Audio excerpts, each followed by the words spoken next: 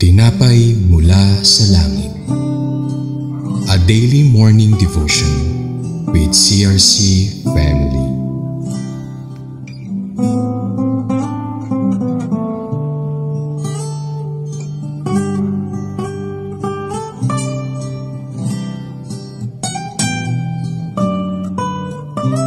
Isang mapagpalang umaga po kapatid. Ako po si John Raviel Espareñas ng CRC Kabuya Daughter Church ng Laguna. Samahan niyo po kami sa ating programang Tinapay mula sa Langit, ang pang-araw-araw nating devotion sa salita ng Diyos. Ngayong umaga ay matutunghayan natin ang Leviticus 20:11-12 na may pamagat na the penalty for sins of incest. Ngunit bago po tayo magpatuloy sa ating gawain, tayo muna'y dumako sa maikling panalangin. Aking Diyos na mapagpala, dakila ka at tama lang na ikaw ay aming purihin at sambahin. At ang mga natutunan ko sa iyong mga salita ay aking ituturo sa araw na ito sa ngalan ni Jesus. Amen. Ang pamagat ng ating pag-aaralan ngayong umagang ito ay may titulo na The Penalty for Sins of Incest. At makikita ito sa Leviticus 20:11-12 na ang sinasabi ay inilalagay sa kahihiyan ng isang lalaki ang kanyang sariling ama kung siya ay nakikipagtalik sa ibang asawa nito. Siya ang babae dapat patayin. Ang lalaking nakikipagtalik sa kanyang manugang ay nagkasala at pareho silang dapat patayin. At bilang karagdagan na kaalaman na ang ganitong karumal-dumal na gawain ay may nag-aantay na matinding kaparusahan at ang parusa ay kamatayan. Sa panahon ngayon, marami ang gumagawa ng karumal-dumal na gawain ito dahil hindi sila nakakabasa o nakakarinig ng salita ng Diyos. Ito ang sagot upang maiwasan ang ganitong gawain.